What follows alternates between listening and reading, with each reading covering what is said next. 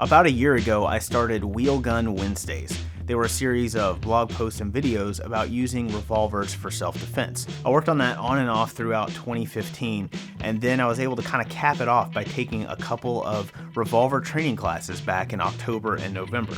The first was the Revolver Roundup in Dallas, Texas. This 2-day class was put on by Daryl Bulkey and Wayne Dobbs of Hardwired Tactical. They also invited Chuck Haggard and Claude Warner to help them out. The four of them did a kind of revolver seminar where each guy taught a half day of lecture and range work on a different topic related to the defensive use of revolvers. The other class was with Tom Givens. During a November weekend in Franklin, Tennessee, he taught a 1-day revolver class followed by a 1-day shotgun class.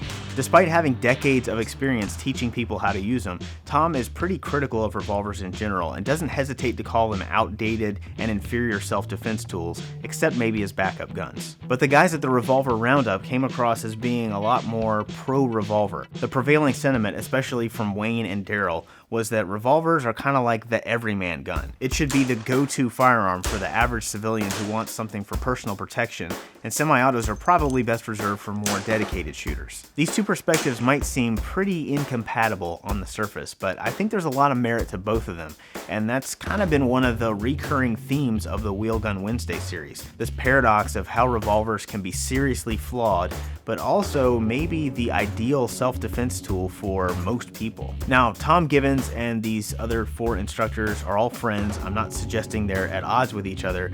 I just think there's a lot we can learn from the different ways they're approaching this topic. So let's start by looking at some of the downsides of revolvers that Tom pointed out during his class. First, there's the low ammo capacity, 5 or 6 shots versus 13 to 16 in a compact 9mm. Reloads are a huge pain, they take forever, and they're really easy to mess up. And then there's the malfunctions. The way Tom puts it is that people who say revolvers never malfunction never shoot their revolvers. And I couldn't agree with that more. It never ceases to amaze me just how many people are under the impression that revolvers are incapable of malfunctioning. You can just look at some of the comments on some of our other revolver videos and blog posts to see how common that sentiment is. The fact of the matter is that even though revolvers can be very reliable, they're also prone to some pretty serious issues that don't affect semi-autos. Just in the past year, I've had plenty of revolvers malfunction on me, and I've also seen people at the range have a lot of problems too. Problems like a frozen cylinder from debris under the extractor star or from out-of-spec primers, an extractor rod backing itself out preventing the cylinder from opening, multiple light primer strikes, a shooter being sprayed in the face with bullet fragments from a revolver with severe timing issues, a Smith & Wesson revolver with a broken cylinder release latch, a Ruger GP100 that completely stopped working due to a broken cylinder latch, and several instances of triggers spontaneously dragging or freezing up for undetermined reasons. And I'm not even going to go through all of the user-induced problems like short stroking the trigger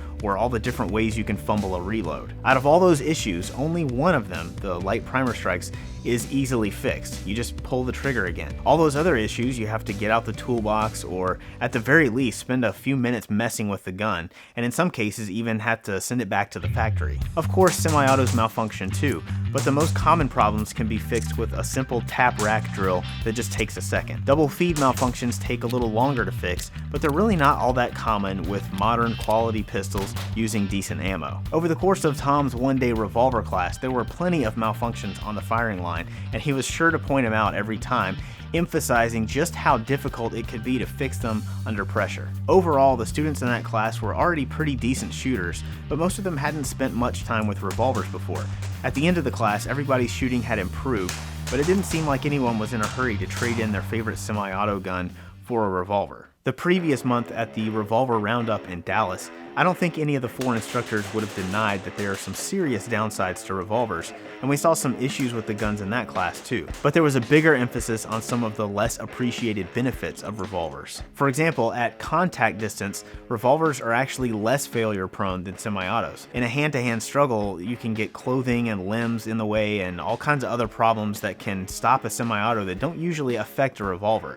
That's one of the reasons they make such good backup guns. In terms of reliability in a broader context, I think Chuck Haggard really hit the nail on the head when he pointed out that semi-autos are more tolerant of abuse, but revolvers are more tolerant of neglect. A modern full-size 9mm pistol from a quality manufacturer should be expected to go through a 1,000-round class in a weekend without any problems. If you try the same thing with a revolver, you're probably going to run into some issues, especially if you don't keep it clean. But if you take that same 9mm, load it up, stick it in a drawer or in a holster, and don't touch it for a few years, what are the chances it's going to actually work if you suddenly need it someday? It might get through a whole magazine without a hiccup, but there's a lot of things that can go wrong if you don't keep it lubricated and maintain it. On the other hand, a neglected revolver, as long as it's kept relatively dry, it's probably going to work. It's being used that usually gives revolvers problems. I'm not suggesting it's ever okay to neglect a self-defense gun. Ideally, you'll be practicing with it and